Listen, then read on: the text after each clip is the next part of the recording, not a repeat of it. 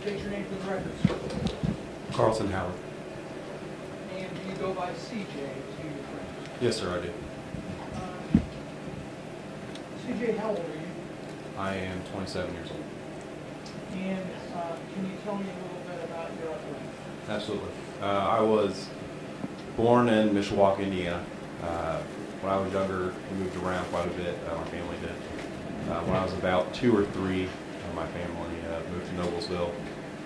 I was raised in Noblesville. I graduated from Noblesville High School. And then immediately following that, I attended IUPUI, where I received my bachelor's degree in 2013. I received that in history. Were you married? Yes, sir. I was married in 2015. My wife and I, we currently have a daughter. She will be 2 later this month. What's your wife's name? My wife's name is Emily and our daughter is Harper. Your parents still live in town in the Noblesville area? Yes, sir. They still live in the same house that I was raised in. Is your family here with you today? Yes, sir. Were you raised in interracial? Yes, sir, I was. Describe it. My mother is white. My father is black. And I presume that you, as well as anyone else, would be the first one to say that what happened in this tragic accident had nothing to do with this, it had nothing to do with this. That's absolutely correct, sir. In terms of your educational history, you said you got a bachelor's From IUPUI, sir. At what point did you start thinking about a law enforcement career, and what did you do? I would say I considered a career in law enforcement probably when I was a sophomore in college. I've always believed in service. It's just something that I do believe in. That's what drove me into this field, is being able to serve people, not just going out and trying to go into the professional world or anything like that. I wanted to make a difference. I wanted to be a community figure, someone that could just be there for everybody else. Like I said, I was a junior when I took my first criminal justice course. I took another one that following semester, and I knew just, excuse me, just hearing from the professor, like this is my calling. This is what I was put here to do, is to be a police officer. So how did you try to make that a reality? I applied with, I believe, one other agency before I attempted to get on with IMPD. Those processes were going on at, I believe, about the same time. I believe the IMPD process started a little bit beforehand. I went through the process like everybody else, took the written test, took the physical fitness test, went through the interview. There was a background check as well, a polygraph, and it was in late May of 2014. I got the phone call from Sergeant Brown saying that I've been selected for the 9th recruit class. And so what happens then when you get that great phone call about now being inducted into the recruit class of the Indianapolis Metropolitan Police? From there, we get some information from the academy, just what items we would need as far as uniform, boots, things like that, PT gear. And so from there, it's just making sure you have all that material with you the first day. They gave us instructions on the first day. We swore in on a Monday, and we started the actual academy training on that Tuesday, June the 3rd. Generally, how does the training academy work in order to get involved with the process? So the academy, it was broken down into, I believe, 7 different phases, give or take. You have like your initial phase, and a lot of that is classroom training. A lot of it's focusing on criminal law, other knowledge that we really need to have on board before we could even advance to any other phase. If I recall correctly, there was always a test at the end of each phase, and you had to pass those tests in order to proceed to that next phase of training. You're graded and evaluated throughout the process? Yes, sir. There's a minimum percentage that you have to reach in order to pass the test. I believe it's 75%. And if you do not pass on the first time, I believe they give you a either remedial training or they just allow you to retake the test. I'm not sure if there is remedial training before you retake the test or not. Did you advance along fairly well in your academy training? Yes, sir. I would say so. I didn't have to retake any tests while I was at the academy.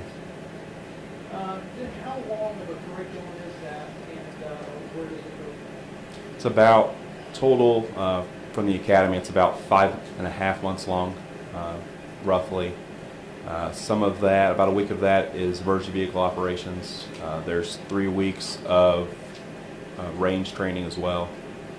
The last week, there's about 3 days of field training exercises that we do. There's different days we'd have field training officers come in, they do scenarios with us, and that was kind of just as we would progress along through those phases. So, for example, like the first phase is you're kind of starting to figure out the law and what's a crime and things like that, and how it's written in the IC code. They go about teaching us how to gather the correct information, how to talk to people, and how to get the information that's needed in order to create reports, and how to write probable cause and things like that. Is there a time when you go through what's called an FTO, or field training officer phase? Yes, that is immediately following the academy. Trying to remember, we would be given an FTO. We'd be notified via email who our field training officer was. I think we were given about a week's notice of who that individual was. We were told to reach out to them, ask them exactly what time we would need to be at roll call, what items we would need to bring, what uniform to wear, and just to kind of establish a basic connection with them. And that FTO program, that was about 4 or 5 months, and then throughout that phase, through the FTO phase, there are different rotations. You end up going with 3 different field training officers. The first rotation that's your primary phase, and then you have a second rotation and then a third rotation, each with different field training officers. And then for your 4th rotation, you rotate back to your primary field training officer, and from there they're just kind of making sure that you have obviously progressed since that first rotation, and then they're also making sure that you are getting ready to be able to be released on your own. So in that fourth rotation, they're still conducting the DORs, or daily observation reports, and checking the boxes. They're grading everything that you're doing, giving you feedback. Once you have progressed far enough in that fourth rotation, you go to the plainclothes phase with that field training officer, and that FTO comes with you, still rides in the car with you, but he's no longer in uniform. He rides with you in plainclothes. He'll still observe you, but is really standing in the background much more than he or she was. And after you complete the plainclothes phase, then you are released to the solo phase, where your FTO no longer rides with you, and the sergeant for your FTO becomes your direct supervisor for about a month or so, and then they report, you report back to them, and they give you your DORs, daily observation reports, of kind of how you did that day and what you need to work on and things like that. Is there a time when you're kind of officially graduated, or are you already graduated at that point? No. So following your solo phase at out on FTO, you report back to the academy. We reported back for 2 weeks. We had a week of CIT training, and then critical incident training, or is that crisis intervention? Crisis intervention training. Mental health center. Yes, sir. So we have a week of CIT training, and then the following week, my academy, I believe we went either 3 or 4 days of mobile field force training, and then the following day was our graduation.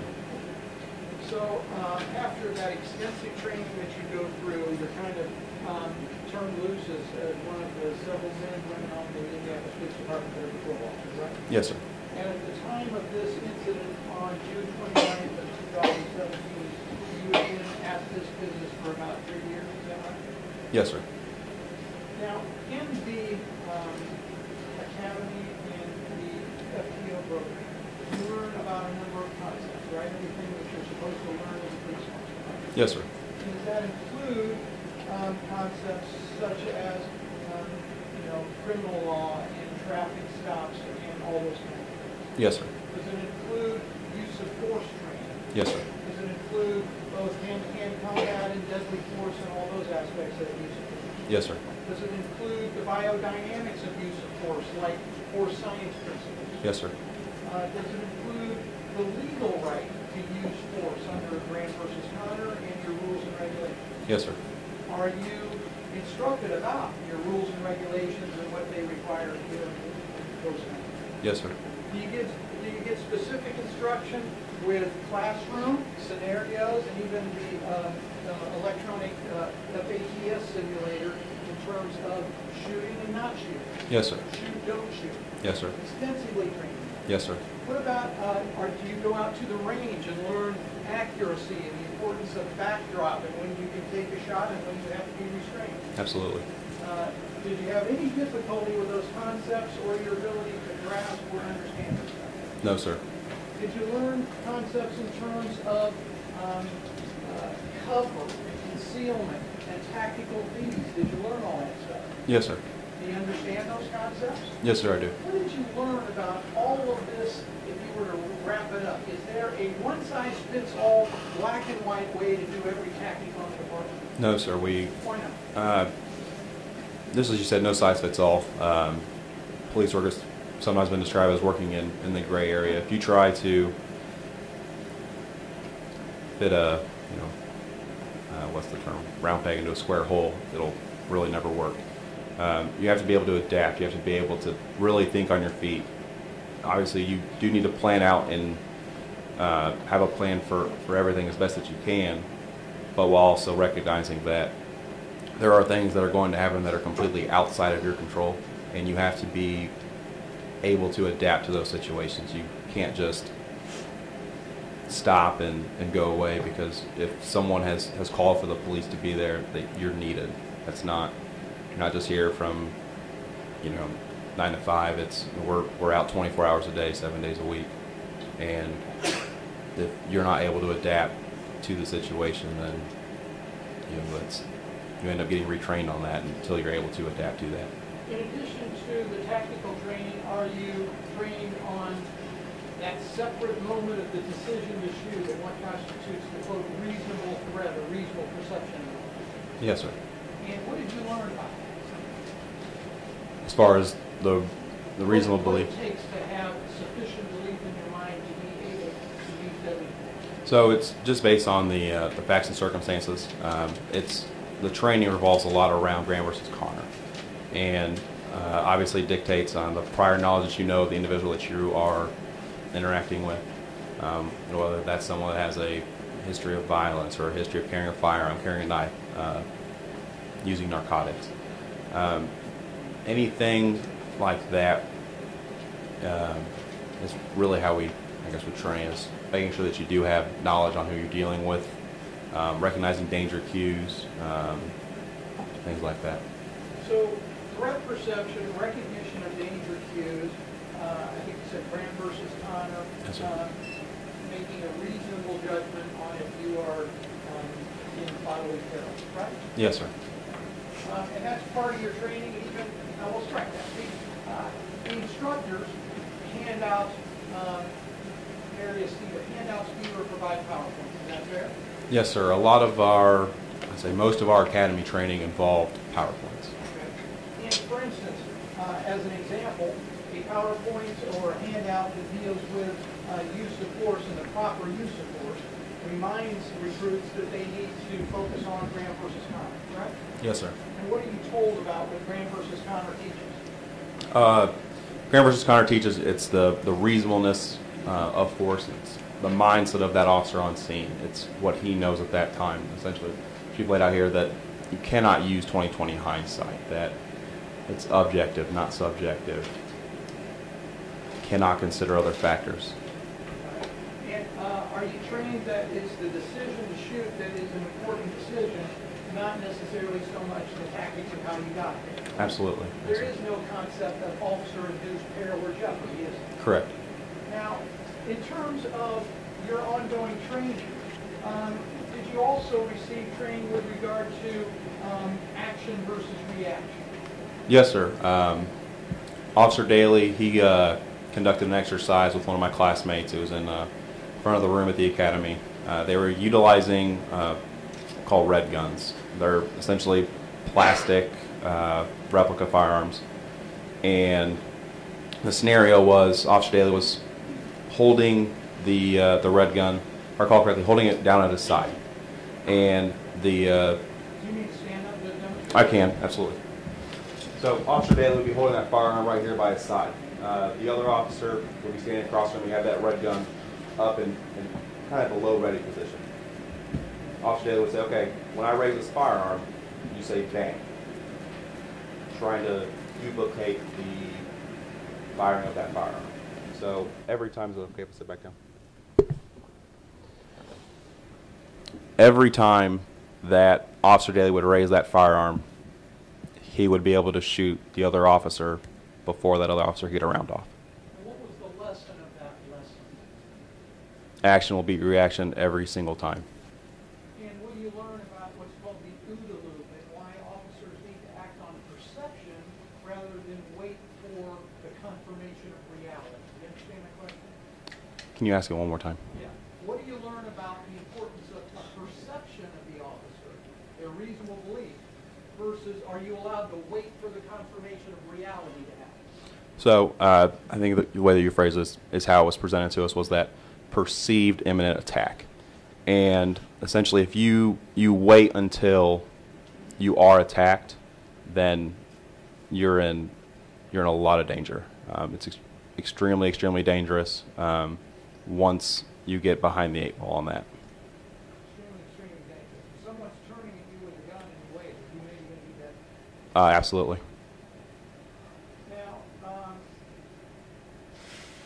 what do you learn with regard to some other concepts that have come up in this case, like high-risk vehicle chase? Let me back up. We're going to talk about the danger is a pursuit, an extra special kind of threat perception? Yes, it was, as I believe termed earlier in the proceeding, it's a violent felony. So following a pursuit termination, whether that be by a crash, the suspect gives up, stops the car. If we're able to utilize a pit maneuver, then we will conduct a high-risk traffic stop. And in this particular case, the person never voluntarily pulled over or ended the pursuit. A tree ended the pursuit for the person, right? That is correct. What did you learn then about, would that immediately mean that a high-risk vehicle stop should be employed, and how would that work? So, yes, first part would be yes. A high-risk vehicle stop would be utilized. I'm sorry, what was the second part of that question? Well, how would that work in reality based on the circumstances that you So, what are you, I'm sorry, that question. How are you trained with regard to the principles of a high-risk stop?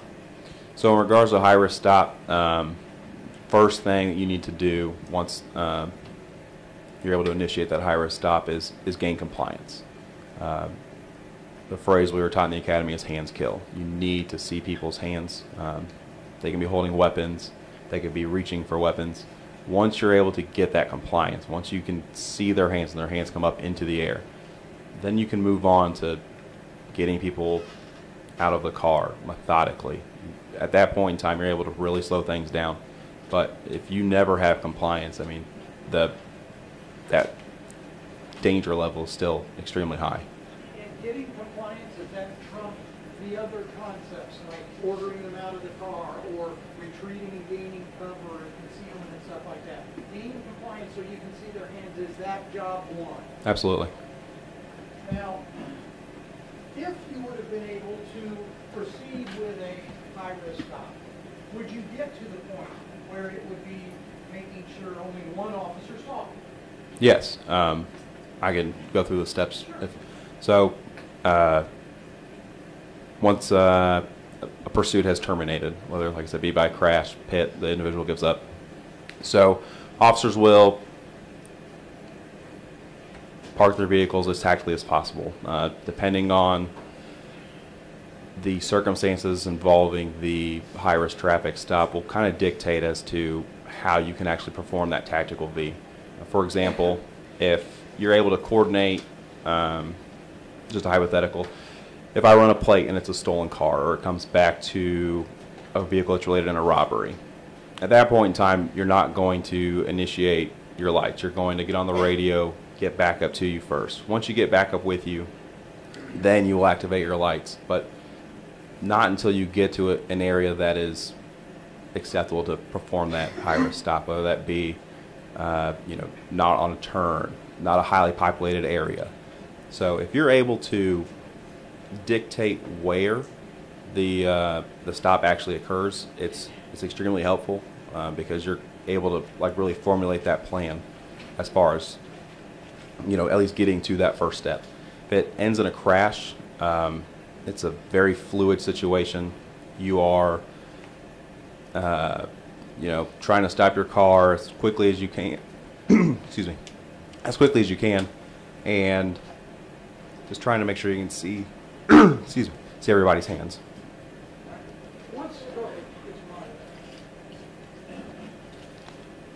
So, if you would have had the ability, if you would have had the ability to have the suspect comply with your commands, and both suspects comply with your commands, would you have been able to move to step 2 of the high-risk stop? Yes, sir. And how would that work? So step 2 would go, let me just start out. So we go from hands in the air to driver, please put your hands outside of the vehicle. From there, we'll have them open the car door from the outside. Why? So we can still see their hands. We don't want them, once we have compliance and we can see their hands, we don't want them going back into the car. So let me make sure I understand this. Even if they're still in the cabin, you want to see their hands rather than a low move towards the door. Absolutely. They need to open it from outside the window. Correct. Right? Correct. So what would be the next step? So Once we have them open the car door from the outside, one at a time, depending on how many people are in the vehicle, we'll have the driver get out. When the driver exits, we'll tell them to face away from us, have them walk backwards, usually have them walk backwards just a little bit, and then we'll have them actually grab the top of their shirt from the back, have them lift their shirt up, then have them do a complete 360. That way we're able to check visually their waistband for any weapons they may have on them. After we're able to confirm visually if there are or are not weapons on that individual, we'll continue to call them back to us as they continue to face away from us. We'll bring them back to position of cover, order them down to the ground, usually kneeling, and at that point in time, another officer on scene would excuse me. Another officer on scene would then approach and handcuff that individual. Now,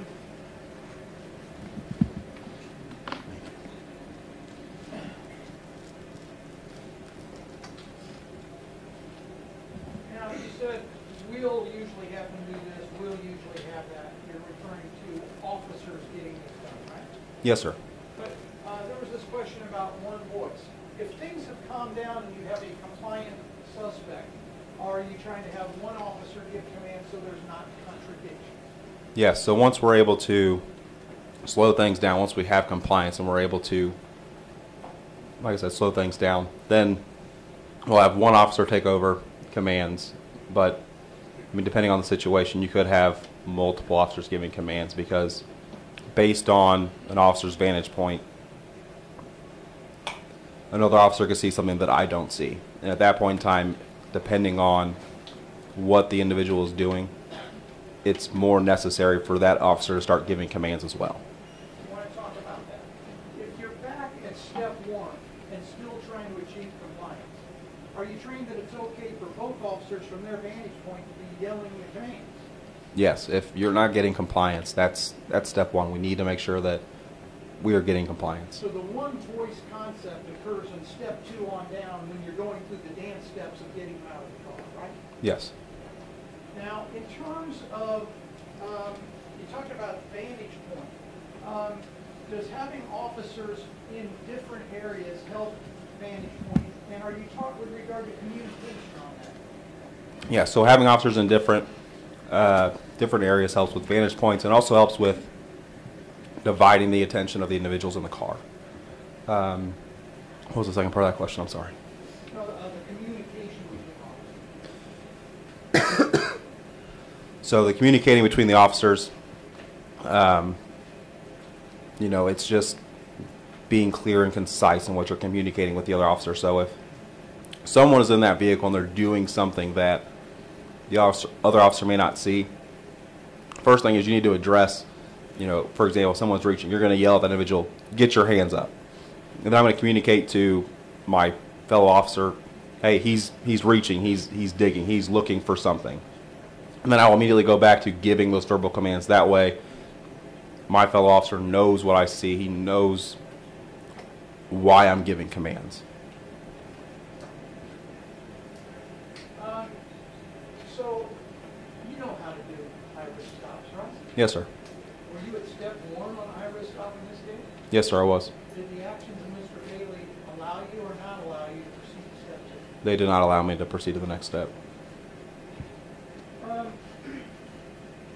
You understand the concepts of car positioning to the extent that you can, right? Yes, sir. Is that also dictated by how abruptly the car slams into the tree and where you are at that point in the chase? Yes, sir.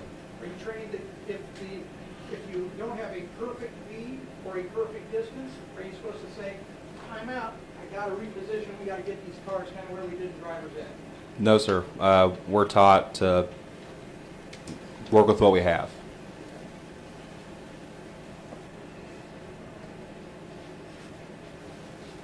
I'll show you what we'll have marked right now for verification purposes as exhibits.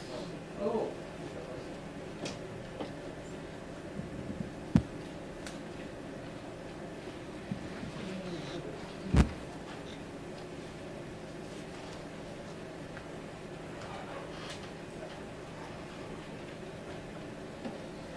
shown you it's been marked for identification as Exhibit O and P. Can you identify those photographs? Yes, sir. Exhibit O is a picture of Mr. Bailey's vehicle and my police vehicle, and you can see the rear of Officer Dinnsen's vehicle. And P. Exhibit P is also Mr. Bailey's vehicle with my vehicle off to the left and Officer Dinnsen's to the right.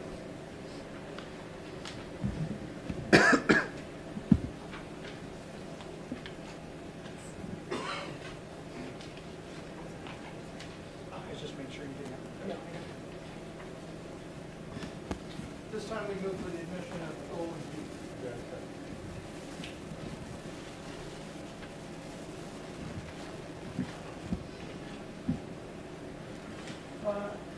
Now that shows, at least from one perspective, where Mr. Bailey's car had gone into the tree and the fence line, and in the positioning of your two cars behind, right? Yes, sir. And Aqueduct, well, actually, you see the headlights on the far right edge of the photograph of another police car that is pulling up? Yes, sir. And is that where 23rd Street comes straight down to that hard left? Yes, sir, it is. So, in other words, 23rd Street is just coming right here, and then it's the 90-degree turn coming this way toward me on Aqueduct, right? Yes, sir. So are you pursuing at a high rate of speed this person, and you're coming kind of in the same direction that car is coming, is that right? Yes, sir. When he then fails to negotiate the turn, are you right on top of him? No, sir. No, I'm not. Tell me the dynamics of how and why your cars were positioned. So as we were coming down 23rd Street, we were traveling at extremely high rate of speed. I would say anywhere from 60 to 70 miles an hour. As we approached that turn,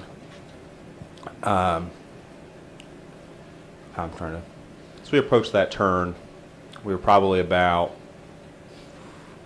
15 yards, maybe, when I noticed it on my GPS that turn was coming up. I'd never been down 23rd Street before. As soon as I glanced at my GPS, I could see Mr. Bailey's brake lights kick on. So I probably applied my brakes at about the same time that he did. I was on my brakes at first to navigate that turn. As Mr. Bailey attempted to navigate that turn, I could see that his brake lights were still illuminated, which in our training is we're told do not brake while turning when you're driving at a high rate of speed. Can cause you to lose control of the vehicle. So I believe that he was possibly going to lose control of his vehicle, and shortly thereafter he did crash into that tree, sir. And so the positioning that we see in these photographs, is that essentially the position that you and Dinnsen pulled up to avoid ramming the back of him, but also stopping as safely and reasonably as you could given the situation presented? Yes, sir. As soon as Mr. Bailey struck that tree, that is when I got on the brake to stop my car. I got hard on the brake as hard as I could, so my car stopped as quickly as it could. Let me show you now Exhibit P, which is really a very similar photograph, just from the opposite perspective. You see that? Yes, sir. And it shows, once again, essentially the same positioning. This time, Dinnsen's car is in the foreground, and yours is a little bit farther beyond that. Is that right? Yes, sir. Now, the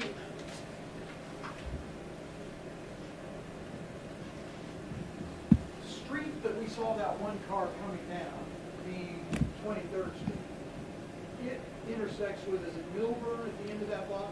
Yes, sir. That's about a football field away from where the crash occurred back to that. Is that right? Yes, sir.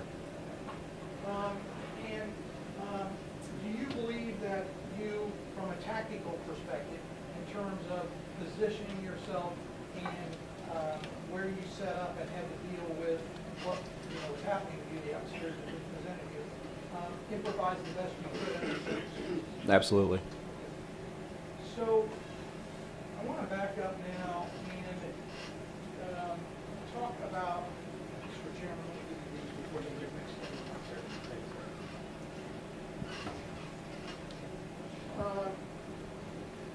The night of the incident. Okay. You were on patrol. What time did you come to work on? Did you actually start work on the 28th? Yes, sir. And what time did you come on work? What shift and what sector or division or beat are you assigned to? I was assigned to Northwest late shift. Roll call starts at 9:30. That night I was assigned to Zone 10. Anything of note happened which you came on work until this investigation started, or the incident led up to anything significant?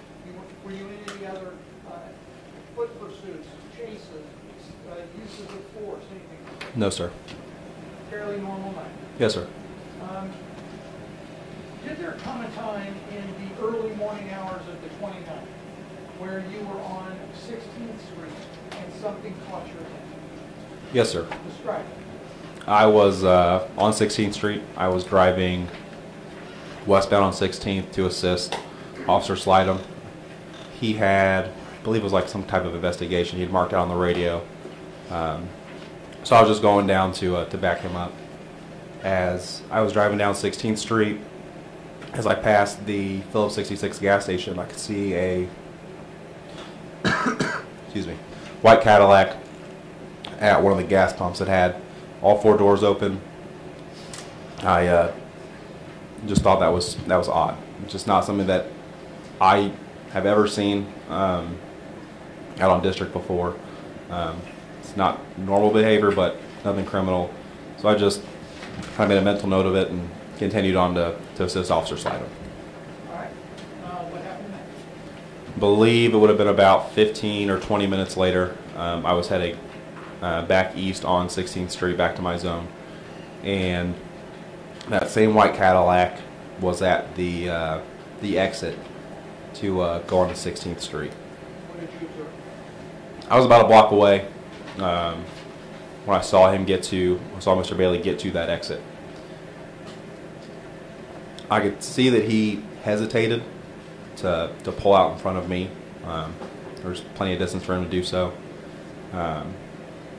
I ended up just turning off into I believe it's a motorcycle dealership or some type of car dealership that's directly across the street from the Phillips 66. Did the length of time that the car had been at the gas station and or the hesitation to pull out in front of you cause you any mental note whatsoever?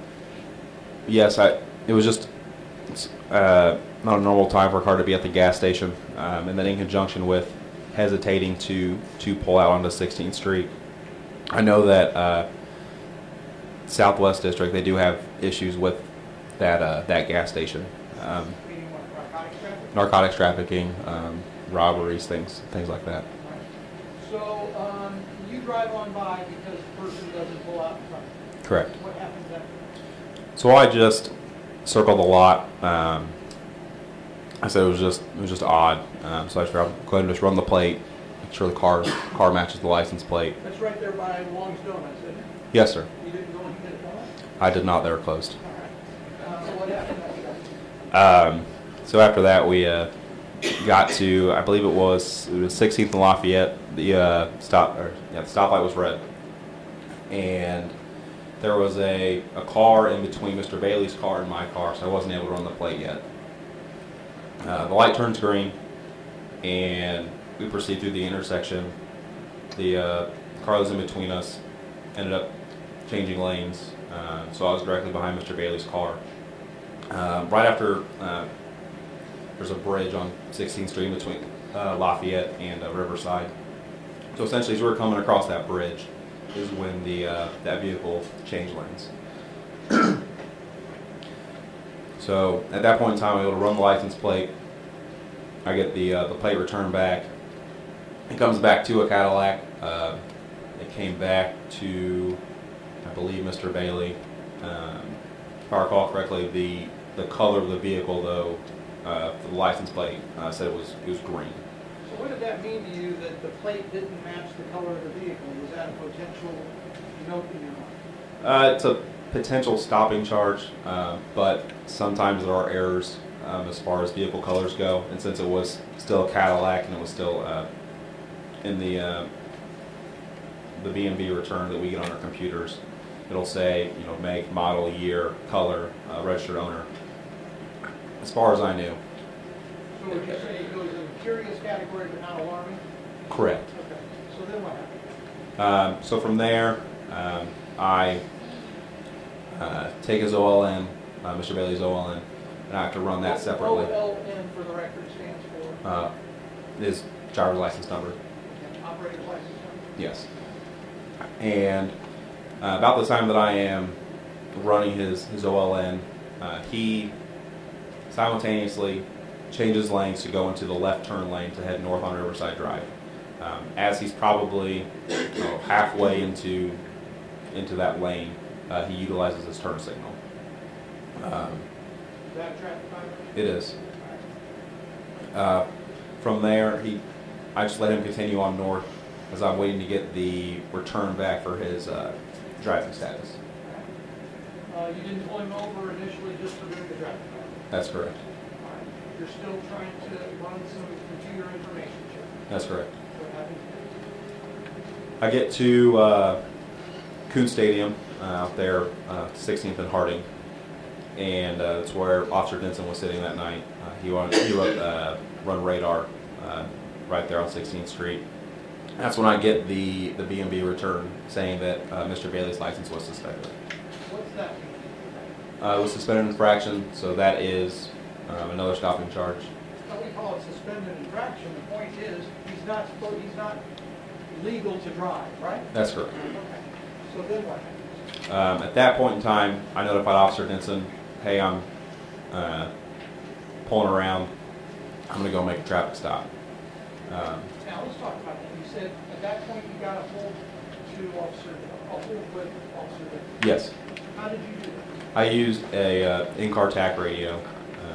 Let's explain that to the board. What are the TAC radios and why do officers use them? So the TAC radios, Does TAC stand for TAC? honestly, I don't know. They're just called TAC. That's one of the FTOs that I was with had one in his car, and that's what he referred to it as, and I've referred to it as ever since. So what happened? So I let Officer Dinnsen know, the TAC radio, hey, I'm going to go stop this car. He went north on Riverside. I'll let you know where I'm going to be at. Do the supervisors know officers use TAC radios? Yes, sir. Anybody ever get disciplined, written up, or anything for the use of TAC radio? Not to my knowledge. What happened next? I was able to catch up to Mr. Bailey on Riverside. We were, I believe, just south of Birdsville Parkway when I was able to catch up to him. I activated my lights. Right before I activated my lights, I told Officer Dinnsen, hey, we're going to be Riverside and Birdsville. Activated my lights.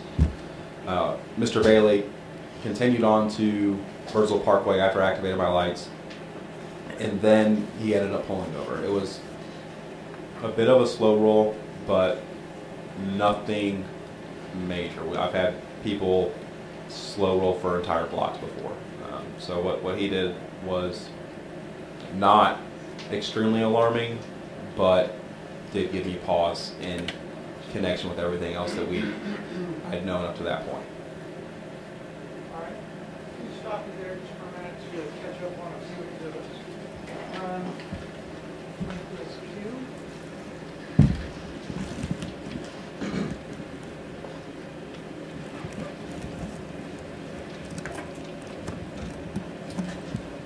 Showing you what's been marked for identification purposes. Exhibit Q. Can you identify that document? Yes, sir. This is the B&B return I would have received on my laptop. And is that what you were talking about with regard to the mismatched plate with the color of the car? Yes, sir. Is there any information on there about the BMV suspension, the license suspension? No, sir. All right. That would have been on a different field that you pulled up? Yes, sir. Move with the omission of exhibit Q.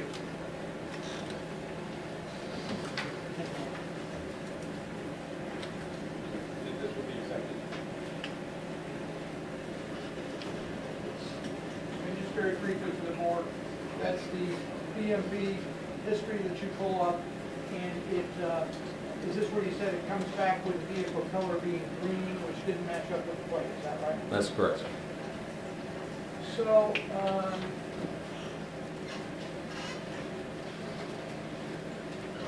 not putting my hands on it right now, but there's a separate field that you would pull up about the license suspension status, is that right? Yes, sir. Does it come up in kind of a similar format or different format or what? Similar format.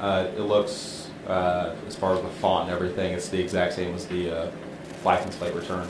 Just it'll have his name, date of birth, address, height, weight, eye color, hair color.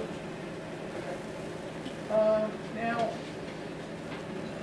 you had then notified Dinnsen that you were going to go ahead and make this traffic stop. That's right. By TAC radio. Yes, sir. So, talk to me about this stuff. As soon as Mr. Bailey pulled over, I marked out on my laptop. I approached the vehicle, approached the driver's side, asked Mr. Bailey if he had his driver's license on him. He told me he did not. Said that his license was suspended. I asked Mr. Bailey if he had an ID card. At that time, he did hand me his Indiana ID card, and I asked his passenger, Miss Ward, for her ID as well. From there, I was getting ready to go back to my car, like I always do, and Mr. Bailey started talking to me. I cannot remember exactly what he said to me. However, I could tell due to his hands were shaking, his voice was wavering a little bit. He was nervous. I tried to de-escalate, just tell him, hey, it's just a suspended license. It's really not a big deal. We can deal with this in just a little bit. I just want to go run you guys. I'll come back to talk with you. Is that the tone that you're using right now that you're using in the court? Yes, sir. Getting agitated, provoking the situation, or are you doing anything like that, or are you just trying to have a conversation? I'm just trying to have a conversation. Come across a lot of suspended drivers during my time as a police officer. Tell them all the same thing, give them the same spiels. It's not a big deal. Like we will work through this. You know, whether it's a ticket. Maybe you can have a family member, come pick you up or whatever. Like it's always just trying to remain calm and try to diffuse the situation, because it is nerve-wracking if you are suspended and you don't know what's going to happen. It's just relax a little. You would agree that anybody here in the courtroom or elsewhere that's been pulled over by a police officer, it's going to be natural for them to be nervous, right?3Yes. You're used to seeing nervous people and how they normally respond, right? Absolutely. All right. Where did the interaction go from there? From there, he continued talking to me, just asked me, hey, just cut me a break. It's, things like that. And I just kept telling him it's not a big deal, but it seemed to me that the more that I was trying to calm him down, the more nervous that he became. Was there any interaction that you were noticing between he and the woman with the passenger? Yes.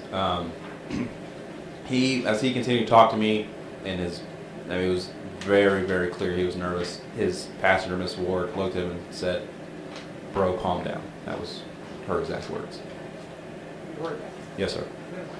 At that point in time, he, was still trying to, I don't want to say argue with her, but kind of communicate to her why he was nervous. And that's how I was able to break away and get back to my vehicle and began to run their information. All right. So at that point, you know that you have a suspended driver that's driving. You know that the curious things happened before that point. And then you have got him stopped. I think you said that there was some hesitation on him pulling over. There was a brief hesitation, yes. And then now you're starting to have your first interaction with him and sensing this anxiety and nervousness that seemed different than normal. Is that fair? That's correct. It was not typical suspended driver nervousness. Okay. At that point in time, are you scared in your boots? No. Are you thinking, holy cow, this guy's going to shoot me right now, I got to be on the trigger pretty fast? No. Do you go further with your investigation as you go back to your phone? Yes. What happens then? From there, I run his information. It's called a 1027. That's running his driver's information, at which time I confirmed again that his license was indeed suspended.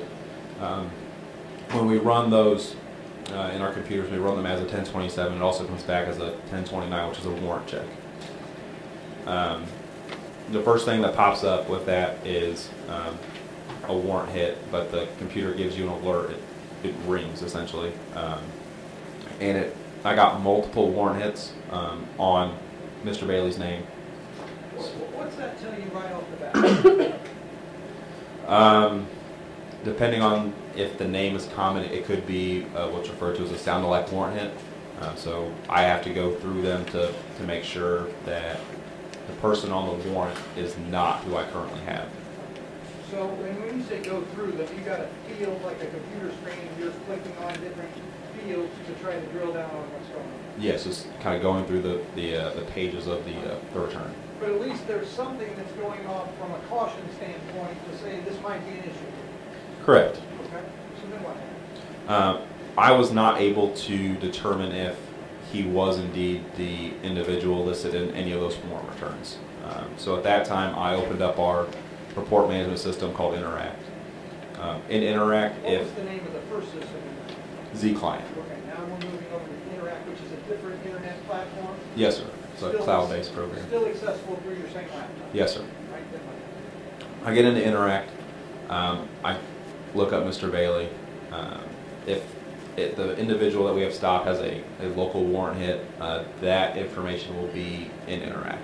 And that's why I pulled that up. When I pulled up Mr. Bailey's information, I was also given all of his prior contacts with the police since 2013, which is when IMPD went to the Interact system. All right, let me have the court reporter on this exhibit as far.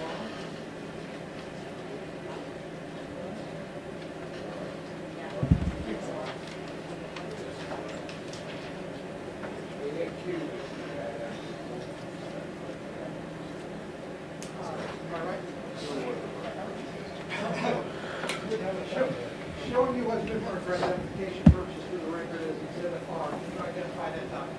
Yes, sir. This is what I would have seen when I pulled up Mr. Bailey. So this is what you would see on your computer screen that's now on hard copy. Is that right? Yes, sir. Right. And this time we move for the admission of Exhibit R. Can we ask some preliminary foundational questions? Sure.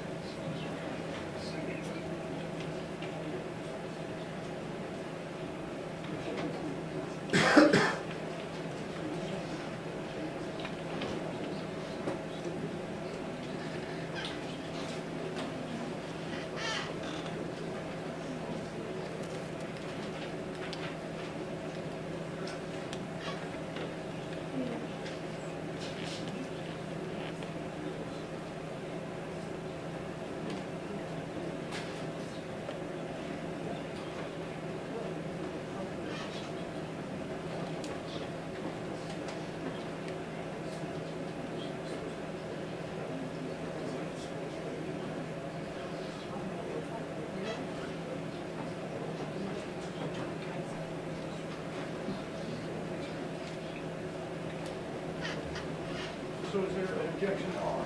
There is not. Okay, great. So we will accept exhibit R. And the nature of this again, this is the report from the laptop. Yeah, that's the initial view in the interact system. And I'll explain why I said initial view in the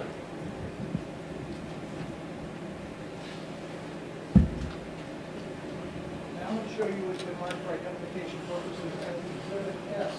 It's a slightly different document. What is that? I believe this is the person details page for Mr. Bailey from Interact. Okay. This time we move for the admission of Exhibit S as in Sam. No objection, so this will be Now, before I have you walk through those two exhibits, I'm going to step one small step back because I found the DMV readout. So let's do that. CES.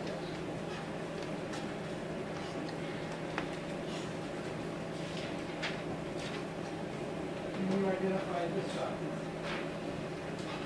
Yes, sir. This is the B&B return that I would have received that night. And that is what showed you to be a suspended driver? Yes, sir. This time we move for the admission of T as in Tom.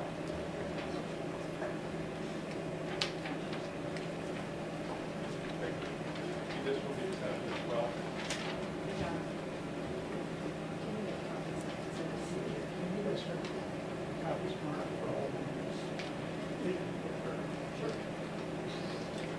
Okay, so I think you had said, just to catch up real briefly, you had initially seen the plate issue with the prohibited officer. Then you saw the DMV suspended license status. Then after you did the stop and had the initial encounter and talk with him, you go back to your car, you start running through the Z-Client system after you did the initial warrant check. Correct. Then it's going to pull up the information that we first see on the first exhibit, I think, which was the initial view was S, am I right? R was the initial view. R was the initial view. Second person view is S, and the attachment. So I now want to put on the Elmo system R. So is that the initial view that you would have had on your computer screen? Yes, sir, it is. Okay. What was significant to you about that, and try to explain as briefly as possible to the board how an officer navigates through the info they need to find? So like I said, the most significant portion of this is, like I said, this program didn't come on until I believe it was late 2013. At the time, right underneath his name, it says incidents. It wasn't, I can't tell what that number is. It's blurry over here. Is it 16 right Are now? you talking about right here? Yes, sir. Yeah, that's, first of all, it says total involvements is the category, and then the first of 5 categories under there says incident. Is that what you're talking about? Yes, what number is that? It says 16. Okay. All right. So that night, that number would have been 15. That is a lot of interaction with the police in 4 years. And just so we can clear something up, and I don't know if the board can see this on the screen well enough, but next to incident, it has a date of June 29, 17, right? Yes, sir. And then the 16 is next to that. Yes, sir. So on the night in question, when you pulled this up, it wouldn't have said 6/29/17, right? Correct. This incident became the 16th police interaction. Yes, sir. Your view of this would have said incidents 15 with the date of that most recent 15th interaction. That's correct. All right, go ahead. What happened then? From there, you also can see the. Sir, do you have a hard copy so I can? Absolutely. Thank you.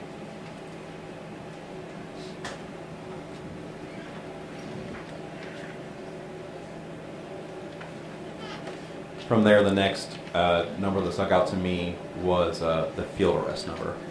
And what's that tell you in terms of numbers? So that number is 9, and that's what it was the night of the incident. That says how many times that individual has been arrested since, like I said, late 2013. Okay, so you have the driver that's not supposed to be driving with 15 prior police interactions and 9 arrests. Yes, sir. what do you do with that preliminary information? From that information, I would have clicked on the field arrest button, or the number 9 would pull up all of his field arrests. Okay. So that kind of would pull up a different seal, right? Let me ask you this. With regard to, we're getting down into details here, but in Exhibit R, if you would click on to the incidents or involvements, do you kind of get to that hot link page of a whole listing of things? Yes, sir. And you remember seeing that night?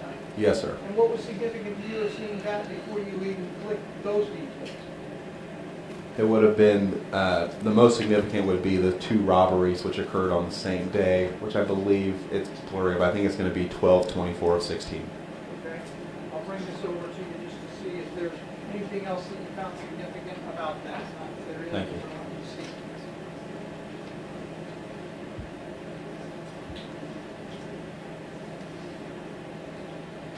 So, in addition to the 2 robberies, he also had 2 other resisting law enforcement arrests, sir.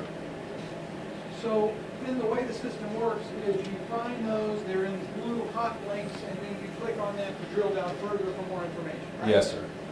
So then you get to a point where you pull up information under Exhibit S, which is the second series of views, correct? And would that be something similar to the information that's displayed on here? And I'm going to go through that, right? It would have been similar. I believe I would have had to have gone back to the incidents, so just back to the previous page to pull up the incidents. All right, so I think I can explain what's going on here. This shows the full printout that you wouldn't have seen, but if you go back and forth between the incident hot links, each time you would click on the next incident hot link, it would pull up another stripe of information for you, correct? Yes, I believe All right, we were on the same and page. this is all of those stripes on one page rather than clicking through each one, is that right? Correct. Okay. Did you learn anything significant from drilling into this level of detail? Yes, sir. What did you learn? The significant detail in this was that one of those robberies was in fact an armed robbery. Say that again, I'm sorry. One of the robberies for which I was originally concerned about, it was an armed robbery. All right. So now what are you thinking? I believe I have an individual that I currently have stopped that has a history of violent tendencies. And a history of at least possessing a gun on occasion, is that right? Yes, sir, that's what I believe. Right. What happened next in terms of this review of police interactions and criminal history? From here, Officer Dinnsen was with me. I also had to run Miss Ward and her information. What happened when you ran Ms. Ward and her information? I was given a hit notifying me that she was being monitored for a homicide.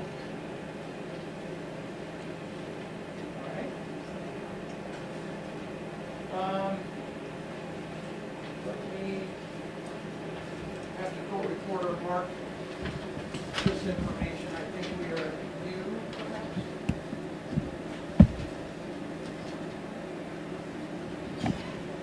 Showing you what has been marked for identification purposes as Exhibit U. Can you identify that document?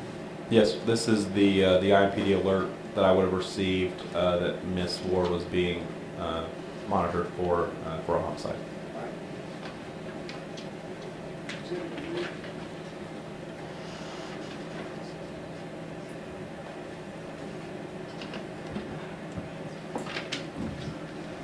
Exhibit U with no objections.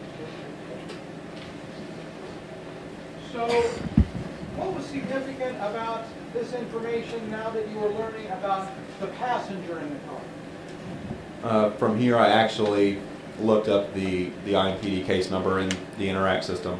That's how I was able to confirm that it was indeed a homicide. She was not listed under any portion, whether it be suspect or victim or witness. in that report. So at that point, you only knew with regard to the passenger that she was wanted for questioning with a homicide detective in some form of a homicide, not knowing if she's the suspect or a victim or a witness. Correct. Well, suspect or witness, yeah. Okay. I guess she wouldn't be a victim in a homicide, would she? Correct. Okay. So, I think you said at some point that Dinnsen has joined up with you at this point. Yes, sir. Where was he physically? Did he get in your car? Was he doing a laptop review with you, or what was going on? I would have my laptop oriented, turned towards me in the driver's seat. So Officer Dinnsen was actually on my passenger side. He was watching Mr. Bailey and Miss Ward, just covering me so that I could do that additional research on the computer. I was notifying him, hey, the driver, he's been involved in, a couple robberies. He's resisted before. And then when I got the alert for Miss Ward and the homicide, I told him that as well. What happened? Shortly after that, I was still looking through some of the reports in which they had been affiliated with, and Officer Dinnsen told me that Miss Ward and Mr. Bailey had began talking to one another, which is not normal during traffic stops. Typically, when people are stopped, they just kind of look ahead and they just wait for you to return. And I had already informed Officer Dinnsen that the driver, Mr. Bailey, was nervous, and Officer Dinnsen relayed to me that we need to figure out what our plan is going to be as far as moving forward. I told him, since she is wanting a connection to that homicide, let's get the detective notified and get them both out of the car. We'll inventory the car, issue Mr. Bailey a citation, and tow the vehicle. All right. Let's talk about that. The plan was to go ahead and get them out of the car. Why do you do that? So, like I said, with Miss Ward, one of being questioning, and Mr. Bailey being driving while suspended, he would need a citation. His vehicle would need to be towed. So, we do not search vehicles with people in them. So, at that point in time, it would have been necessary to remove both occupants from the vehicle in order to inventory the vehicle. Okay, so when you would first get someone out of a vehicle, what's job one of your training on dealing with a suspect, a person and getting them out? I've been trained to take the driver of the vehicle out first. So that's what I did. I approached the driver's side window and I asked Mr. Bailey, I said, "Sir, can you please step out of the vehicle?" Would your plan have been to pat down or frisk the occupants of the vehicle? Absolutely. Everyone that gets out of a vehicle gets patted down. Would your plan been to have inventory the contents of the vehicle to make sure there's not contraband or weapons in the vehicle? Yes, sir. Did you then go up to the window to try to execute on that plan? Yes, I did. Was that pursuant to your training? Yes, sir. What did you do and what was said? So I asked Mr. Bailey if he would please step out of the vehicle. He questioned me, why do I need to step out of the vehicle? I just told him, "Sir, it's not a big deal. Can you please step out of the vehicle?" The second time that I asked him, he got very argumentative, more aggressive with questioning why he needed to get out of the vehicle, essentially demanding to know, why do I need to get out of this car? At that point in time, pursuant to my training, I had to tell him, "Sir, get out of the car." Is this the third time? Yes, sir. What happened next? At that point in time, he began kind of reaching around in the media area, like for, I believe it was for the window, kind of towards the keys. I told him, "Don't need to roll the window up. You don't need to turn the car off. Get out of the car." That was time 4. Yes, sir. What happened next? Let me go back real quick. On the 4th time, that is when I did use profanity. I did say, "Get out of the effing car right now." I presume you didn't use the word up, you used the real word. That is correct, sir. From there, he reached right down for the gear shift, put it in drive. I yelled at Officer Dinnsen, who was standing kind of back by the trunk, but on the passenger side. He was able to watch both occupants that way. I yelled at him, "Hey, they're taking off. I believe Officer Dinnsen got on the radio, notified control that Mr. Bailey was leaving our traffic stop. What do you do the second he is speeding away and you're trying to notify Vincent what's going on? I am running back to my car to get back into my car to pursue him. What's Vincent doing? Also running back to his vehicle. Does IPD policy allow you to pursue someone who sped off in these circumstances? Yes, sir. Did any supervisor, well, first of all, when you start a pursuit, you start announcing that you're in a pursuit, right? Yes, sir. Anybody ever tell you to terminate the pursuit or don't pursue? Yes, sir. I'm sorry? Yes, there have been previous pursuits that I've been a part of. Their supervisor has gotten on and said, terminate that pursuit. Sure. Well, I might have misspoke, but in this particular instance, did anyone tell you not to pursue or to terminate the pursuit? No, sir. All right. So you are broadcasting that you're in a pursuit. The controlled operators and other officers are hearing what you're doing. You're not doing this on the TAC radio, right? No, no, sir. The whole department that's on that channel in your beat or in your sector knows exactly what's up, right? Yeah, absolutely. What are you thinking when you run back to your car and the Mr. Bailey was refusing to get out of the car, refusing to allow himself to get pat down, and refusing to allow his car to be searched for weapons or contraband? What are you thinking? What is in that car that is worth, you know, the best case scenario for him at that point is that he gets away. Even if he gets away, since he is identified, best case scenario for him is he's going to have a warrant for felony resisting. So to me at that point in time, what is in that car that is worth having a felony warrant for? What do you not want to be caught with, so that at one day when he would be caught, at least whatever's in that car hopefully won't be there. So in your mind, he's not trying to escape identity because you already know identity, right? That's correct. He's trying to prevent you from knowing what he has on him or in the car. Correct. What happens in this pursuit? So I get back to my car. Mr. Bailey turned south on that very first street, which is Coeen. I got on the radio, advised control again that we were in pursuit and that we were going south on Coeen. Mr. Bailey then took the very next little bit left to head east on 23rd Street. By the time that happened, Officer Dinnsen got back into his car, had notified control that he was the second car and that he would call the pursuit. As we sped down 23rd, there's a stop sign at 23rd, the intersection of 23rd and Harding. Mr. Bailey did not slow down, did not acknowledge the stop sign, just sped through. I slowed down to clear the intersection. There were no cars, there was no people out. And at that point in time, I pushed my accelerator all the way to the floor in an attempt to stay engaged in that pursuit. Mr. Bailey actually continued to pull away from me after we crossed Harding. Meaning he was going fast enough to increase the distance even though your accelerator was down to 4. Yes, sir. And what happened? As we went down 23rd Street, we ended up approaching that L-shaped intersection of 23rd and Aqueduct. Are you the lead car in the pursuit? Yes, sir, I am. Is Dinnsen the second car in the pursuit?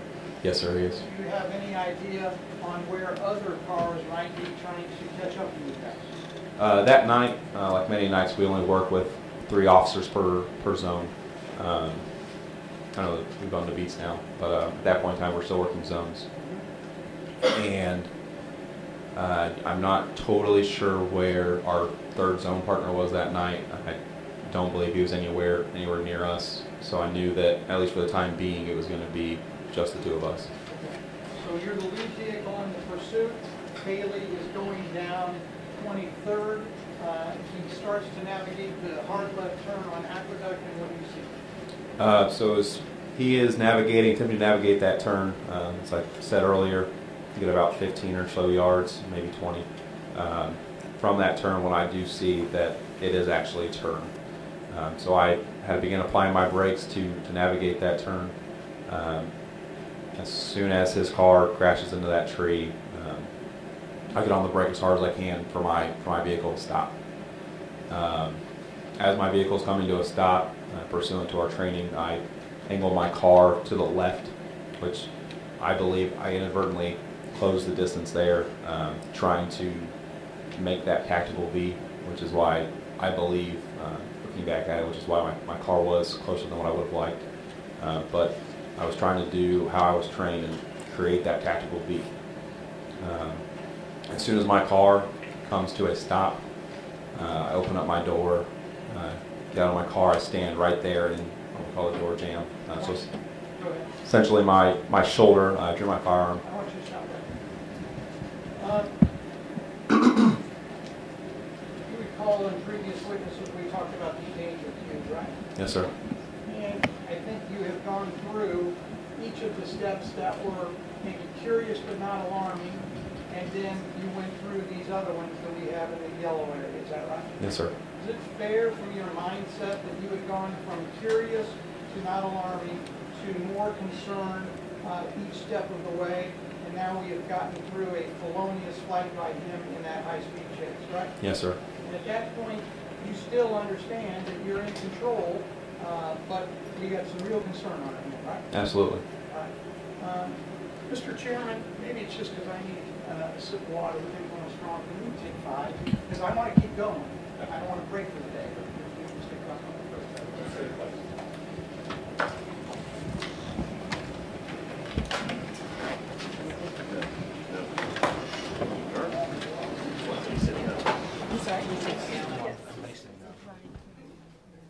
My daughter's been sick, and I think she has a cold, and naturally gave it to me. So I've been battling it. I feel awful that I'm coughing and everything.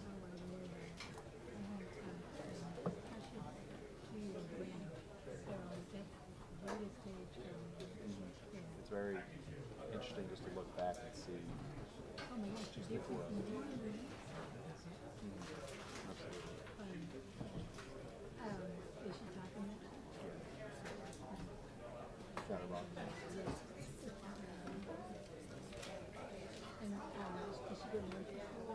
She is not.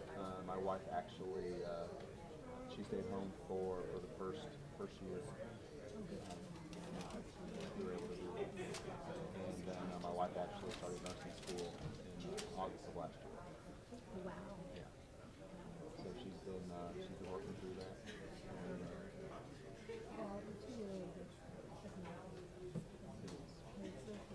She dancing? yes, all the time. Yeah. She was really good early on. When she, trying to think about when it was, maybe about a year and a half or so, she really just stopped. I mean, she'll still eat, but She's trying to get her taste for it, and she's my granddaughter likes sweets way too much. People like that. But she loves broccoli. so is my daughter. Does she really? Yes, absolutely loves broccoli. It's so strange. She'll ask for it. Yeah, it's amazing. Yeah. But she's given up a lot too. She could eat it, but it's much better. Yeah. Now my daughter is dark. So she thinks and it is. Yeah, it's true. She just loves the terrible green. Thank you, sir. Thank you. Just kind of whenever. How's your daughter napping? Will she go down at a certain time?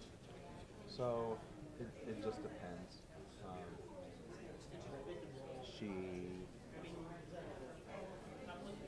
If we let her nap like after school, then she'll just talk. If we don't let her nap, then she goes down to her. But we've been Like this sometimes not worth living. we've been getting her up earlier. So, yesterday and today, and tomorrow, so Fiona can watch it. And She nap all day. I don't mean nap all day, but I mean nap at all. I think she napped yesterday. Did she? Yeah, so it was a struggle to get her down. Yeah. But Yeah, because when we babysit, which we do, she just, what we'll do is go get corn coffee for Right. and she fell asleep, and I will have some and read a book and let her sleep.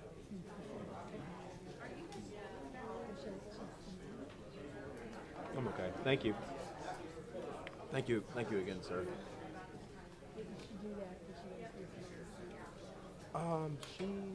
Yeah, she is out. She is. So, at least you're sleeping now. So, now my daughter's turned, my daughter's turned into father's, at first it was just her mother, and now Yeah. even my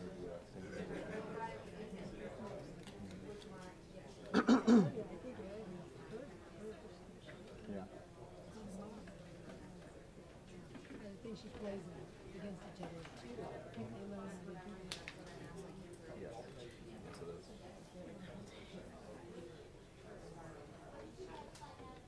She's putting words together and she's putting sentences together. She's repeat everything. Oh yeah. She's really starting to talk now. Is she? Yes. Now, do you live north? Yes. So, we're in Fishers. Okay. You're in your Fishers? Noblesville.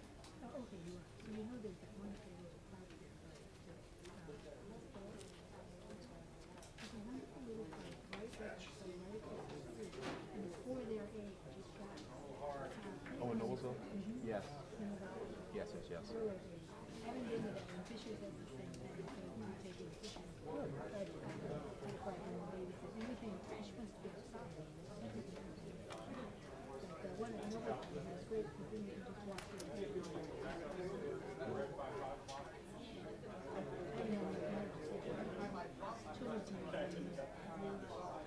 she'll run it. I have not.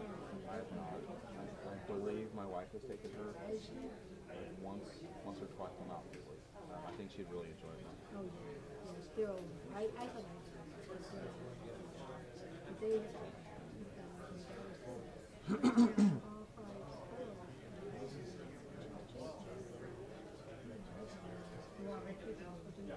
Ladies and gentlemen, we're going to get started again as soon as you all come in and are able to get seated.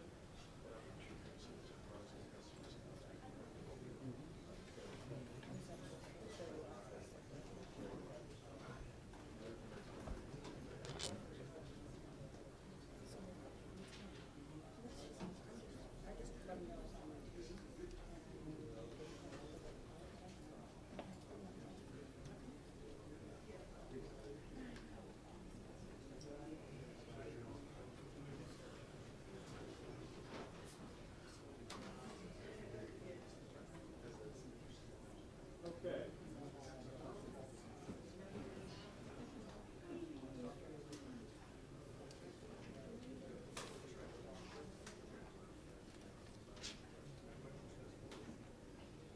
Okay, Mr. Howard, you may be seated. You are still under oath.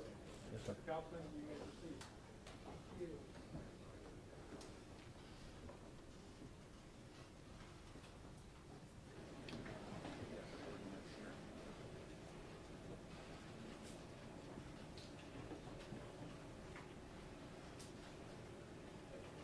All right, Officer Howard, I think we got to the point where your car had pulled up, you had gotten out of the car, you're obviously observed this collision that happened, and I think you stepped out into the door jam or hinge of your car. Yes, sir. That's correct. Let's take it from there.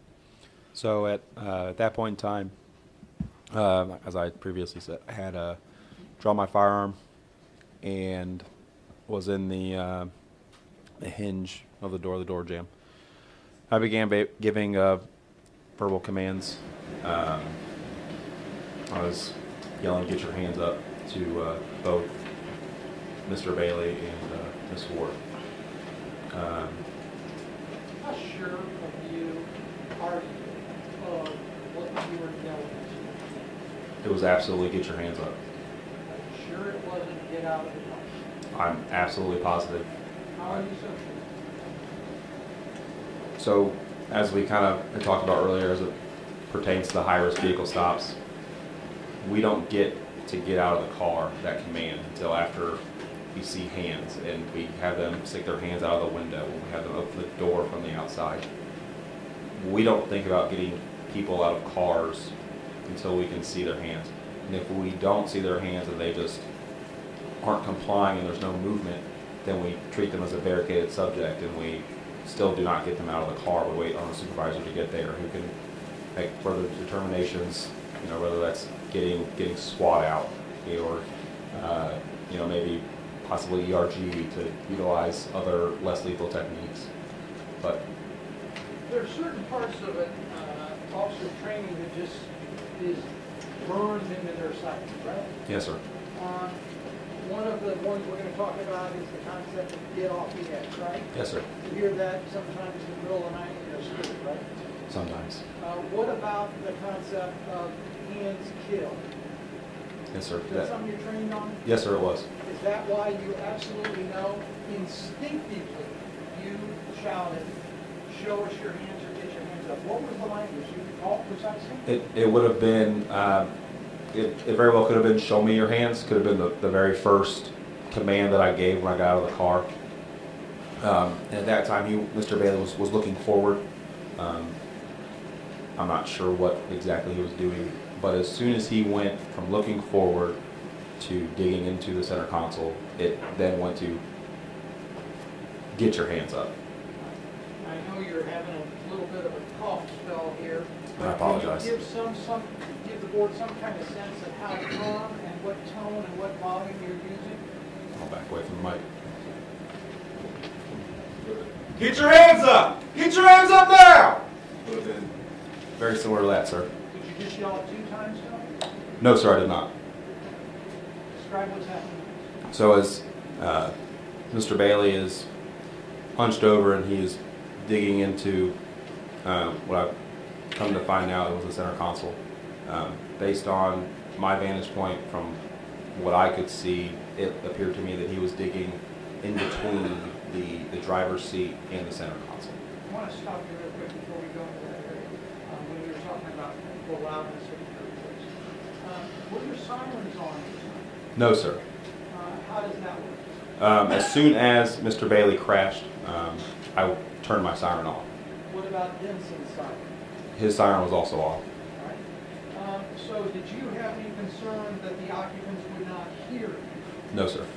Did you have any cues that made you believe they did hear you? Absolutely. What was that? Miss Ward, the passenger in the vehicle, either after my first command of show me your hands or immediately following of get your hands up, her hands were in the air. No doubt in your mind? No doubt at all. You saw compliance from her almost immediately? Yes, sir. Was Bailey complying at all at that moment? Not at all. Were you continuing to shout the grenades at him? Yes, I was. What happened? You said he was moving toward the console. So he was, as I said, it looked to me as if he was going in between the driver's seat and center console. He was there for an inordinate amount of time. I wasn't sure if, as the best way I could describe it is he could have possibly placed contraband, whether that be weapon or narcotics, in between the seats, and the collision may have caused that item to fall.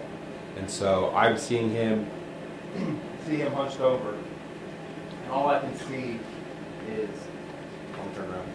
All I can see is the back of him and the back of his shoulders and his upper arms. As I see him, he's moving like this, as if he is attempting to retrieve an item from the space in between the driver's seat and the center console. Now,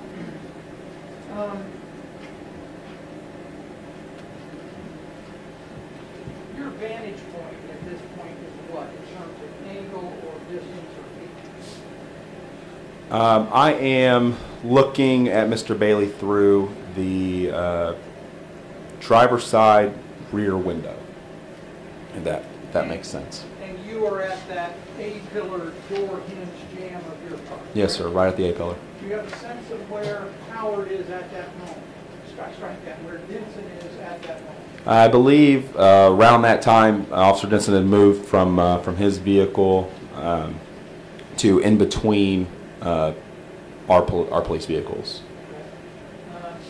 So, try the best you can just to tell us in little snippets of time what's happening next with regard to you, the occupants of the vehicle.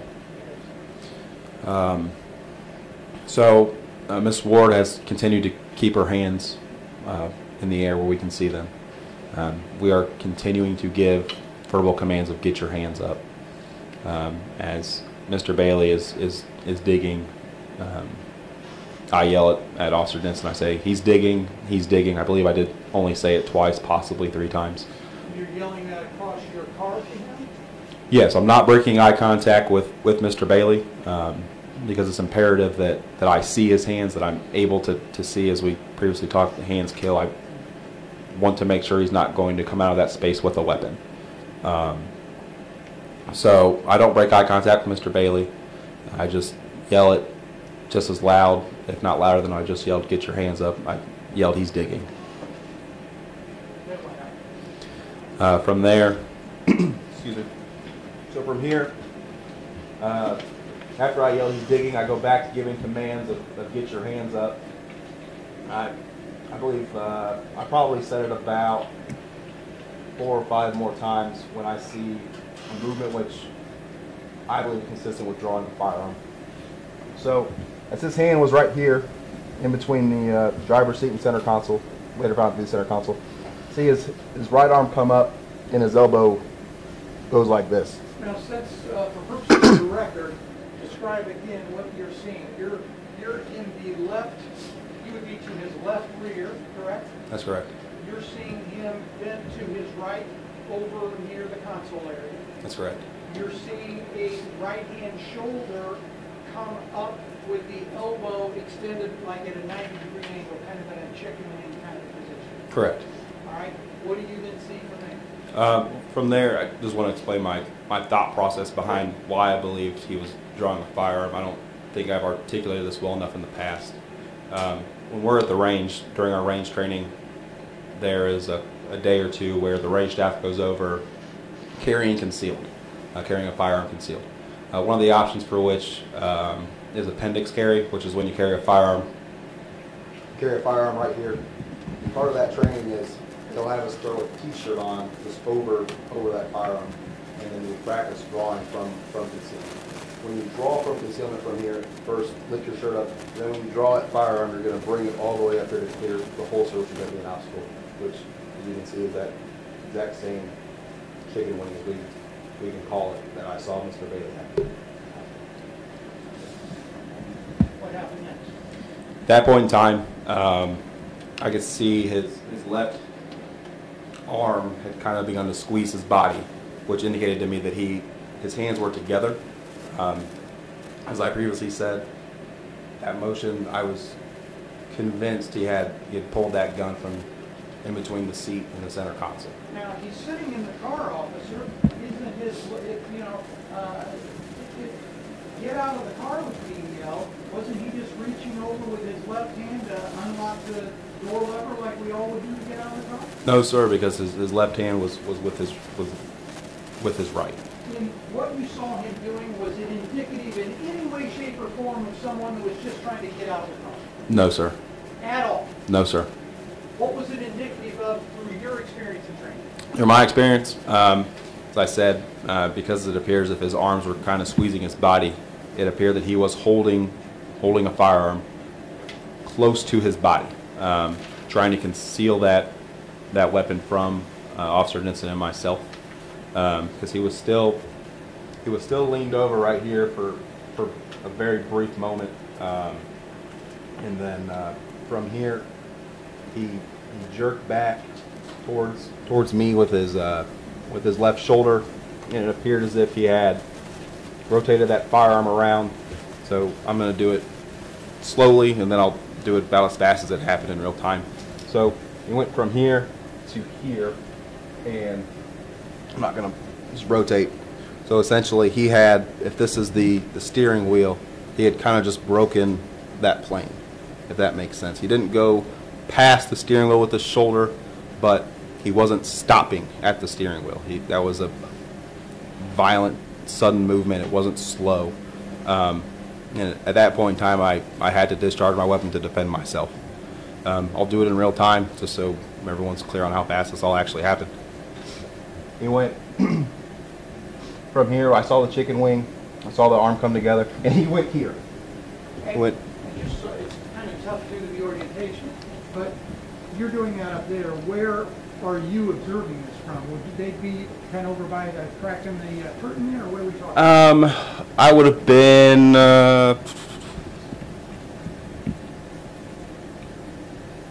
essentially on the other side of this flagpole. It was right towards me.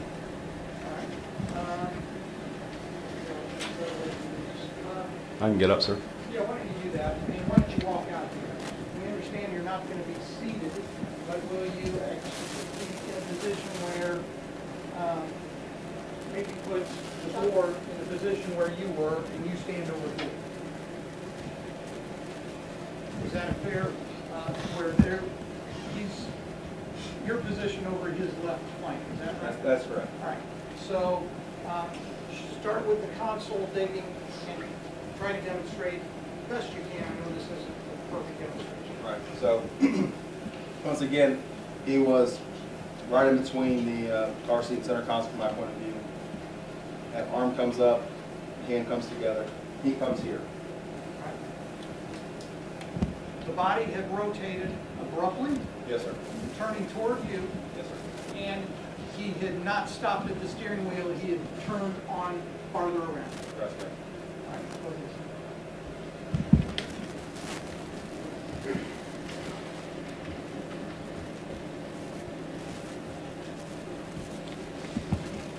At that precise moment in time, what do you recall seeing? What do you recall thinking? And what did you do? At that precise time, I thought I was going to die. I thought I'd already waited too long. Going back to that action versus reaction, we were trained, as Officer Daly told us, if we wait until that gun comes up, we're going to lose that battle. I was convinced that I was already going to be shot that night. I was more concerned that Officer Dinnsen also not be shot. I knew that through our range training that we had gone over getting off the X's, as you would recall, which is part of the OODA loop in a sense. So when we talk about getting off the X, it's moving after you have used force. What that does is it makes your assailant go through that OODA loop of observing what you're doing, orienting to what you're doing, deciding what to do, and then taking action. So if I just stay there, he doesn't have to do all of those things because he already sees me there. He doesn't have to go through the OODA loop again and track me. So I knew that my life literally depended on me moving to keep him tracking me as we were engaged in a gunfight. So you were trained to shoot to address the threat, yet then get off the X as you would be firing off your next shot. Is that fair? Yes, sir. Okay. Is that what you tried to do? That is exactly what I tried to do. Now, did you ever, at any time, rush the call? No, sir. Did you ever, at any time, from the moment of the crash, getting out, run around to your door and run up to his window or door? Never. You've heard those allegations, right? I have. Never happened, right? That's correct. When you got off the X, your first shot was from the A-pillar frame door jam, correct? Roughly, yes, sir. Then did you go laterally, around? What did you do? I believe I just moved laterally to my left, just kind of sidestepping. I think the best way to describe it is what we've been training is called slicing the pie. That's something that we've used in building clearing techniques.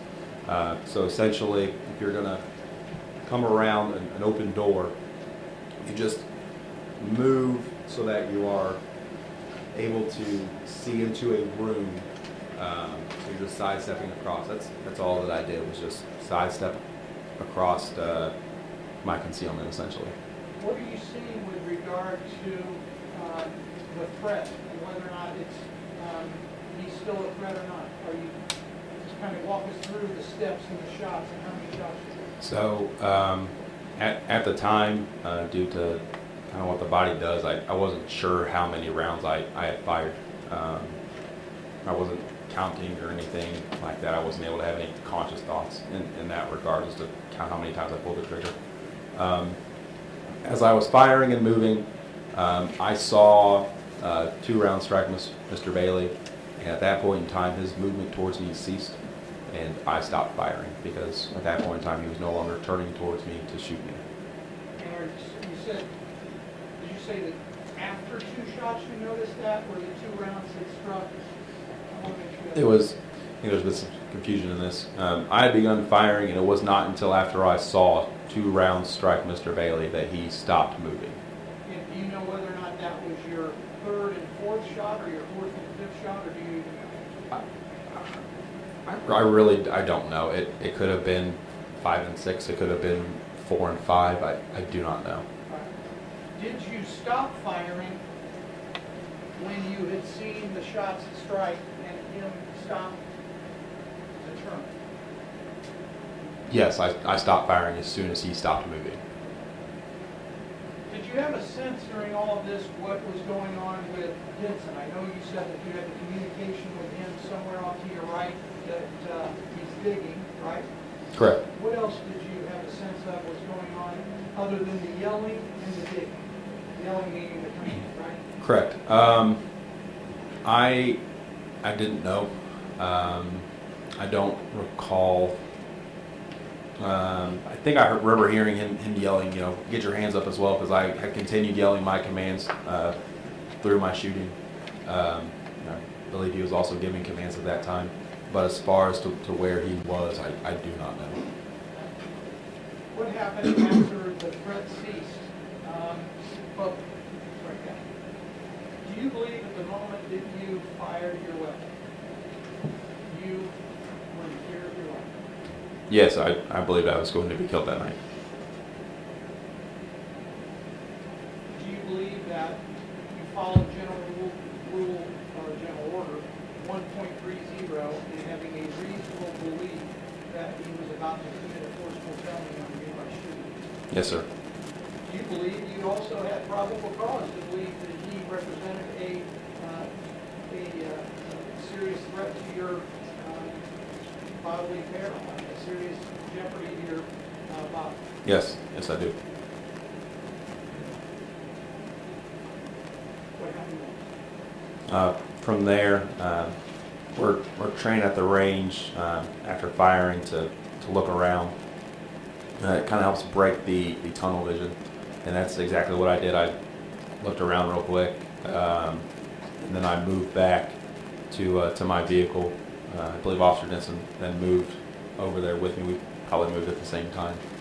At that point in time, we formulated a plan to. I asked him if we should approach at that time. He said no. We knew that other cars were going to be there relatively quickly, since we'd already been involved in the pursuit. They would have already been on the way. I should probably ask you this. Immediately after the shooting was over, did one or both of you get on the radio to announce that you did a 2-second shooting? Yes, sir. Immediately after the firing had stopped, Officer Dinnsen got on the radio, announced police action shooting. I believe he gave the location of 2300 Aqueduct, and to start more cars. Or I apologize, start a medic. Start a medic. Yes, sir. So within seconds after the shooting, you let the control know that you're in a police action shooting, start the other cars, and start the medic. Yes, sir. Be sure that happened right away. Yes, sir. Then there was a discussion about what to do next as other cars were arriving. Is that right? That's correct. We just a brief conversation. Hey, do you want to move up, or do you want to wait on more cars? And Officer said, let's wait on more cars, and I agree with that assessment. Now, let me ask you this. Why not just rush up immediately, because he didn't have a gun in his car, so why not just go on up and just take care of it? We both believe there was a gun in that car. Even after the shooting was over? Absolutely. You still believe it was in there? Yes. Why did you think that? Because that's what I thought when I shot. It wasn't until I got home that I was notified that there wasn't a gun in the car. My wife ended up telling me. So the entire time you were on the scene, when investigators were investigating and you had fired your shots and it was over with, you still believed in your heart that he had a gun? Oh, yes. Is that why you shot in the first place? Absolutely. And you were thinking that still when you went home that night? Yes, sir. What happened next? From there, it was Officer Chris Anderson arrived on, was the next officer, next officer on scene. He got out. We were still, telling Miss Ward to keep her hands up. I believe then Officer Slidham got on scene, and it was at that time that we were able to get Miss Ward out of the car.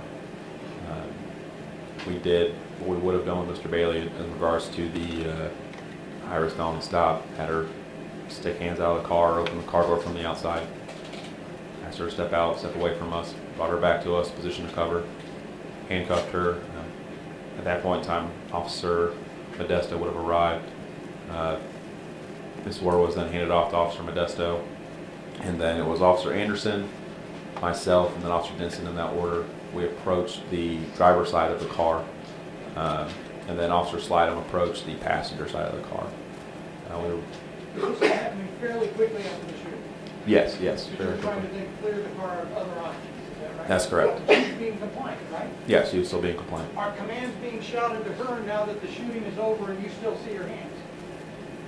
Yes, just telling her to keep her hands up, and then as soon as we were ready to get her out of the car, then we went through those steps. Okay. Is someone changing the command to get out of the car at some point? Yes, sir. And is that being said loudly and forcefully? Absolutely.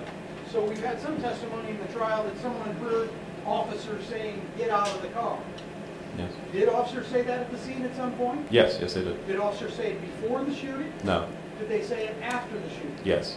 Why? Because at that point in time, after the shooting was done, we did need to get Miss Ward out of the car because we needed to walk up and assess Mr. Bailey. Before that, it would not have been appropriate to yell, "Get out of the car." It's not how we're trained. And that's not what happened. Correct. Okay. In terms of your shot picture, your sight picture, and backdrop, are you trained on those kinds of things? Yes, we are. Were you concerned in your sight picture and firing your weapon that you were going to shoot Miss Ward? No, she was not in my sight picture. Talk to the board about that. So when we're trained the way that our handgun sights look, you've got one front sight front, obviously, and then your rear sight is just two prongs like this. So it should look very similar to this. All right. At the top of your front sight is where that round is going to go.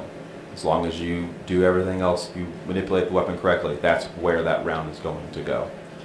She was not by my front sight. She was not by my right or left rear sights. She was not in my sight picture at all. What about the backdrop? What was your backdrop in your angle of fire? My backdrop would have been, there's an open field just behind the tree that Mr. Bailey crashed into, and that was my backdrop. There was a windshield, but through the windshield would have been the open field. And that open field is next to the business that was closed down right here at that corner, is that right? Yes.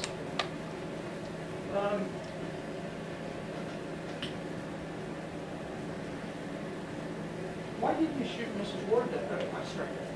Why didn't you shoot Shawanda Ward that night? I mean, she was in the car with these people that weren't compliant and driving crazy and so forth and so on. Why didn't you move your sight picture over just a little bit and take her? That would have been completely inappropriate and unnecessary. She was compliant the entire time. She kept her hands in the air, even tried to assist me in a way during the original traffic stop, trying to get Mr. Bailey to calm down. There was no reason to use any force with her. Were your shots fired due to who they were or what actions they took? The actions that Mr. Bailey took. Solely, exclusively, that's the whole basis of your fire. The actions for which Mr. Bailey took that evening, in conjunction with his previous history, what the Indiana law refers to as being a serious violent felon. And so all the information that we went through on the danger queue list and the police interaction info and the armed robbery, all that was in your backdrop. But the real problem was he wasn't showing you his hands and he was going into contact. That's correct. The real problem was he comes out of the console abruptly in the chicken wing position and turns toward you. That's correct. At that point, you think, or gets decided it's reasonable, but you think you're going to get shot. Yes, sir. Is that why you fired? Yes, sir, it is. Is that the only reason? That is the only reason why I fired. In defense of my life, in defense of Officer Dinnsen's life, that was it. I skipped over one issue, and that is the training that you've received, which I think the board has heard a lot about, so I'll go very quickly. But you, as a good student at the training academy, took notes of the class, right? Yes, sir, I did. And you would actually go home and type up your notes. I actually typed them up during the presentation, so everything that's in my notes was either on a PowerPoint or was said to us. I didn't add any other substance of my own. Okay. And so the information that's in your notes is a compendium, if you will, of the principles that you were taught about, right? Yes, sir. All right. Mr. Chairman, in the light of the time, I would want to make these into specific exhibits and enter them for the record.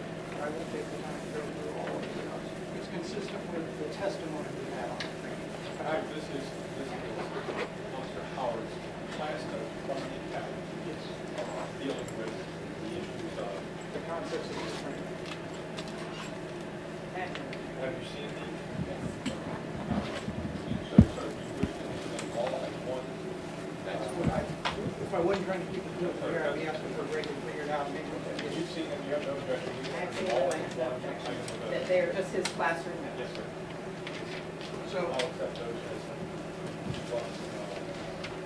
I'll mark the binder right You now. would be the Yeah, and I'll mark the binder right now. There may be a lot in here that's not relevant, so that's why I was going to look overnight for relevant. Can I have a moment?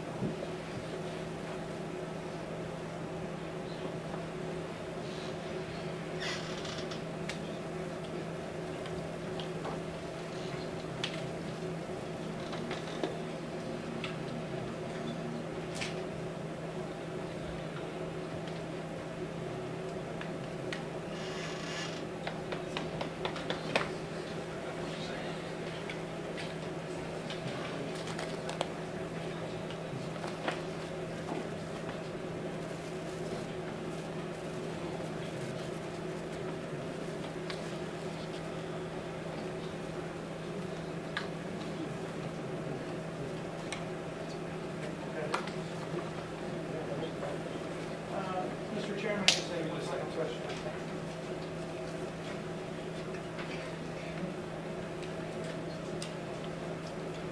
Mark this as a-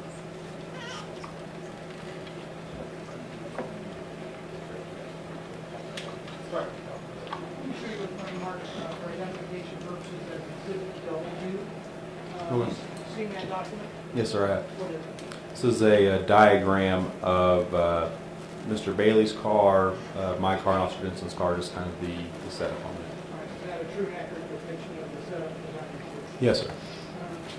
You good for the initial exhibit dealt with? This is one of these deals not to scale. Sure. I think it's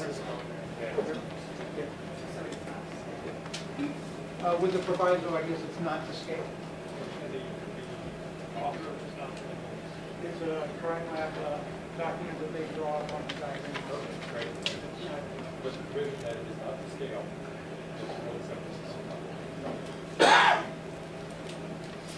Just an omitted question here, CJ.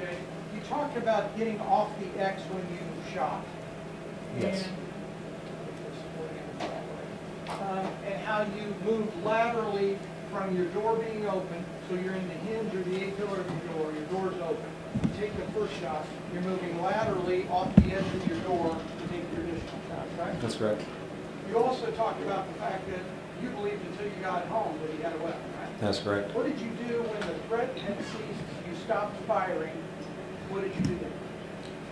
Did you come back to your car, or did you go up to his car? Went back to my car. Back to this A-pillar area? I believe I went back to, not quite the A-pillar, more of towards the trunk of the car. Okay. So this is your car right here, correct? I believe so. Let me do it on the arm. This is your car where my pen is there, right? Yes, sir. And that driver's side door would have been open, That's right? correct.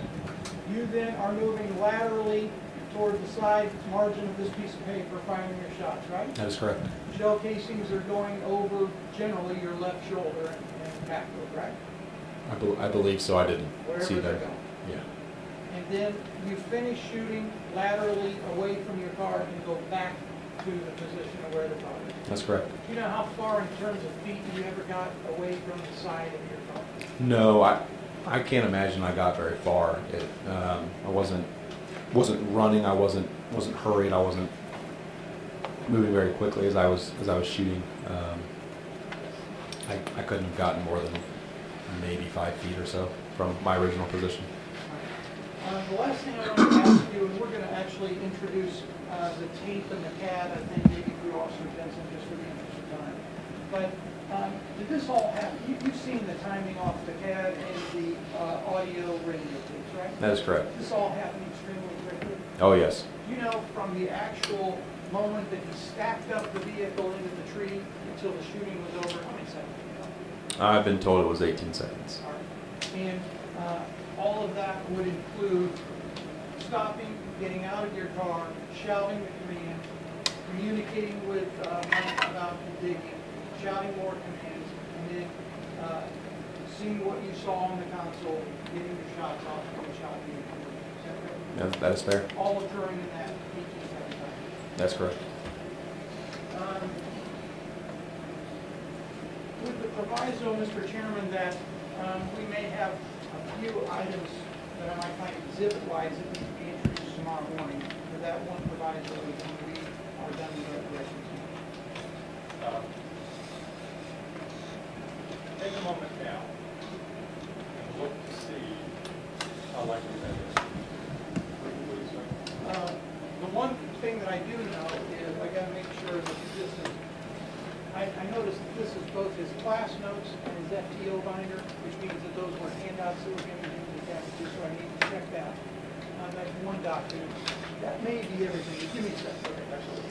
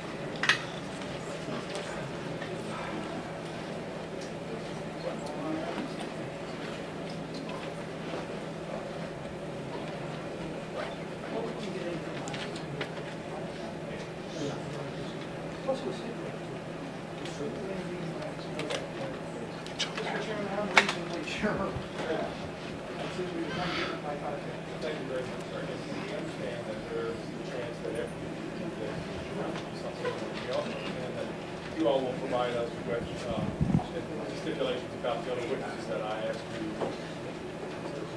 Okay, so, Officer Howard, you are still under arrest. That's okay. You're still under arrest. So I would ask that you